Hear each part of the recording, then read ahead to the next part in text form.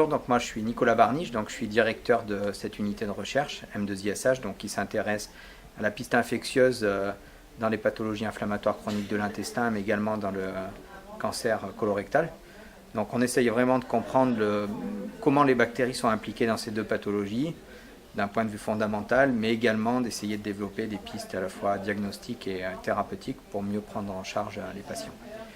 Et donc je profite de ce moment pour vraiment remercier le soutien de l'AFA, qui est une association qui nous soutient à peu près depuis une vingtaine d'années sur cette thématique. Voilà, les premiers financements ont été obtenus fin des années 90, quand on a découvert ces bactéries.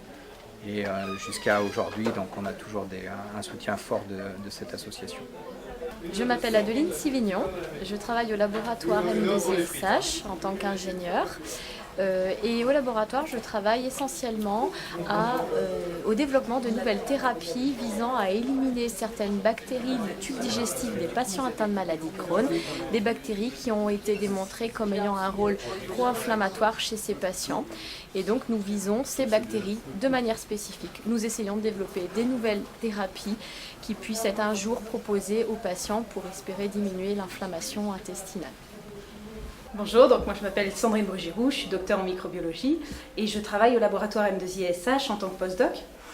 Donc je suis intéressée par les interactions entre le microbiote intestinal et la souche E. coli, donc Escherichia coli adhérente et invasive. Et j'essaye de trouver des bactéries capables de rentrer en compétition avec cette souche.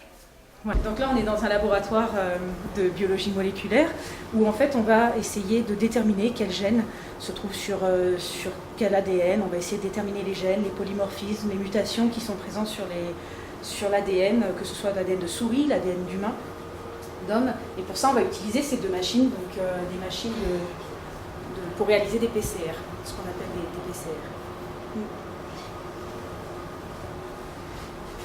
Voilà, après... Alors, du coup, on aura la Sorbonne aussi, je ne sais pas si vous l'aviez vu avant, Sorbonne qui va nous permettre de travailler avec les produits chimiques et qui va permettre de protéger l'utilisateur, donc de travailler avec tous ces produits qui nous permettront de mener à bien nos projets. En fait, là, on est dans la pièce des -80 et c'est là qu'on va stocker, par exemple, tous les échantillons de patients qui vont nous servir derrière à faire des expériences et à monter nos projets, à mener nos projets à bien. Voilà. Tous les résultats, les demandes de financement.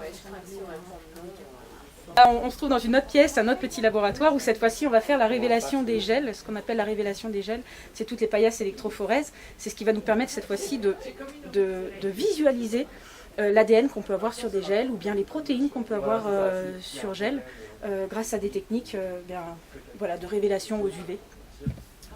Sur ces paillasses-là. Donc c'est une paillasse à l'écart et maintenant on va aller dans le grand laboratoire où là on a beaucoup plus de paillasses pour de la biologie moléculaire et de l'expérimentation.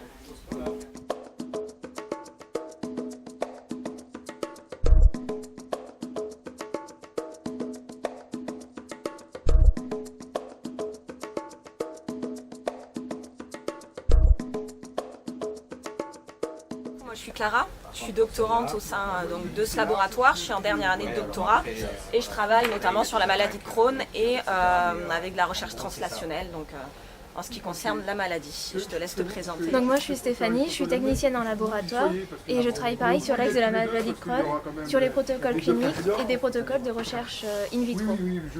Plusieurs d'entre vous ont fait des prélèvements au niveau laboratoire médical pour des analyses médicales ou même dans le cadre de protocoles cliniques. Donc nous, on reçoit les prélèvements soit sous forme de petits tubes comme ça, soit sous forme de tubes comme ça. Donc dans chaque tube, nous avons différents types de prélèvements. Des fois, nous avons des tubes de sel, des tubes de biopsie, des tubes d'un labo d'analyse médicale d'urine ou même des tubes de sang. Donc là, pour le cadre des biopsies, les prélèvements vont nous être envoyés donc dans ces tubes-là avec du milieu qui va permettre la conservation telle quelle du prélèvement.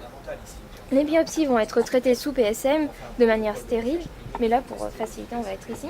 Les biopsies sont prélevées, sont mises dans notre tube et vont être broyées avec un ultraturax. Donc l'ultraturax va entraîner un courant qui va venir dissocier chaque cellule de la biopsie intestinale et qui va externaliser donc, toutes les bactéries qui seront contenues au sein de cette biopsie pour ensuite les isoler sur milieu sélectif qui sont de différents types afin de pouvoir comptabiliser le type de bactéries chez la personne ou même la dénombrer. Donc ici c'est un poste de travail au niveau des produits chimiques. On va utiliser des gants parce que les produits qu'on va utiliser là-dessous, on présente des risques au niveau inhalation, ce sont des produits volatiles, et des produits qui vont être toxiques par contact cutané. Donc là-haut, il va y avoir un flux d'air qui se crée, qui entraîne de l'air extérieur, qui va récupérer les émanations volatiles et qui va l'aspirer à travers des filtres pour le relarguer ensuite dans l'air, sans les produits volatiles toxiques et en protégeant les manipulateurs. Donc ici vous avez un PSM, donc en fait le PSM ça permet de travailler dans des conditions stériles. C'est-à-dire que lorsqu'on l'ouvre, donc là vous entendez un flux d'air, c'est un flux d'air et qui permet que ce soit stérile. Donc il faut travailler évidemment dans cette zone. Dans cette zone ce n'est plus stérile et donc du coup ça nous permet de travailler les bactéries et d'être sûr de finalement lorsqu'on travaille que ce ne soit pas contaminé.